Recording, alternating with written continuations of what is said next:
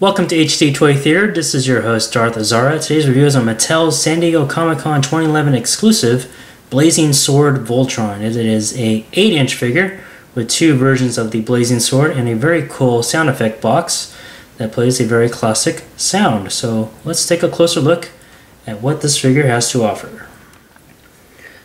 So what makes this figure so exclusive at San Diego Comic-Con is the Blazing Sword.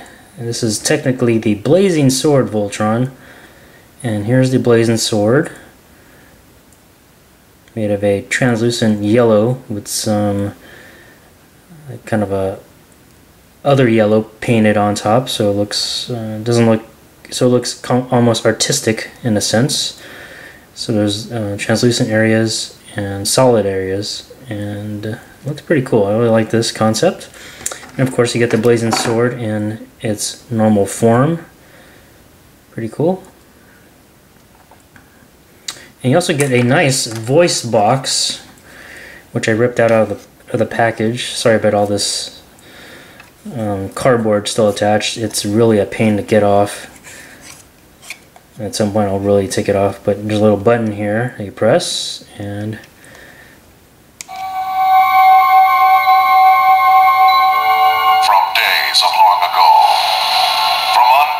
regions of the universe comes a legend.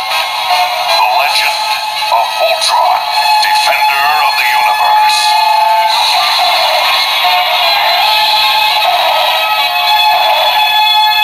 Voltron! Form blazing sword!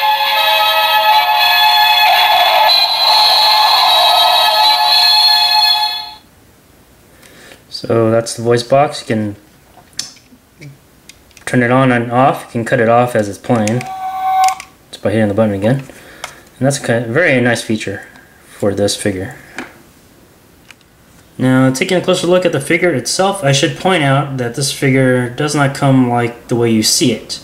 Now, I added the black panel lining myself because without it, it looked really plasticky. I mean, really plasticky, almost like it was intended to be a figure for kids, you know, like maybe 6 years and younger. So I added the panel lining and really brought out the, you know, the cool sculpting and in depth in the figure. So anything, if you pick this up, you definitely won't get the panel lining that I applied to this figure.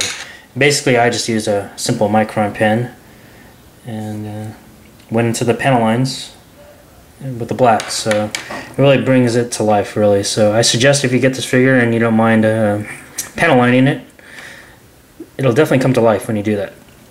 Now, taking a closer look at the figure, like I said, it's really detailed. The sculpting is amazing, and we'll just zoom in and take a look at the crest on his chest first.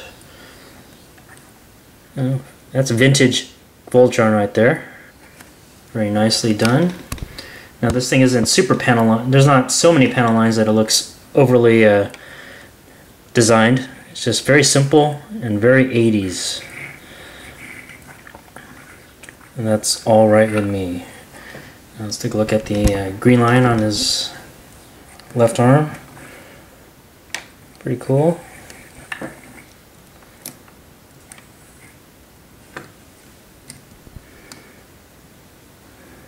It's amazing how accurate they got all the heads for the hand and the feet for all the lion heads. There's a red lion. Very detailed. Moving down to the belt, there's a little star buckle on his belt area. All the nice cylinder work there. Moving down to the legs. Very detailed. Like I said, the sculpting is amazing. It's kind of a shame this thing doesn't separate, but at the same time, we never got a figure like this with just a robot with good posability. And we'll get into posability in a second here. Very nicely done overall. And the back of the robot's really simplified. There's really nothing in terms of lining. It's really on the side and the front of the figure that you see all the nice panel lining and sculpting. So now articulation, pretty darn cool. You got the lower neck is ball jointed, and then the head itself can rotate. Well, it's ball jointed as well, but if you just move the lower neck, you can do pretty much all the posing you want. There's a lot of range, a lot of tilting range to the neck. Now you have ball hinge arms. You can swing out, turn 360, no problem. The back of his wings can fold like so. Moving back to the arm, you have 360 rotation on the up mid arm, and 360 rotation right there at the forearm, and then the single jointed elbow. Your wrist, or should I say the hand, can just rotate 360 by itself, and then you have spring action with the claw, with the mouth, and that's really nice for gripping the sword. That same thing over here. Upper torso is ball jointed. Lower torso is 360 rotation. Ball jointed upper legs here. These splits, really nice range here. Do kicks and whatnot. 360 rotation on the upper leg. Double jointed knees. Excuse me, single jointed knees. And then you can do forward and back rotation on the lower foot, and then this is nice and loose and can turn 360. So really good range there on the foot too. So posing is really nice. Now let's quickly accessorize. We'll put on the blazing sword first, and we'll just open up the hand here. And it's nice having that spring kind of gripping. There he is, blazing sword action there.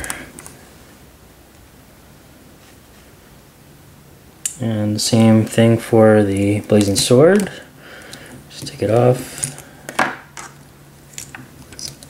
Open up the mouth there. And there you go. And it's nice and secure. It's not really wiggly at all. No threat of it falling off. Really good. It's really nice having the mouth really clamp it down when the sword's in its mouth. So very cool. Final thoughts on this figure, definitely one I will recommend to the Voltron fan. If you've been hunting all your life for just a straight robot of Voltron that has great posability, just the right amount of accessories, and really a great design that's very true to the classic look of Voltron, this is the figure for you. Now this was selling at Mattel for about $40, $45, I forget the price point, but it's really a good figure to own, and I highly recommend it. So hope you guys enjoyed the review. Hit like, dislike, and or comment, and until next time, we'll see you then.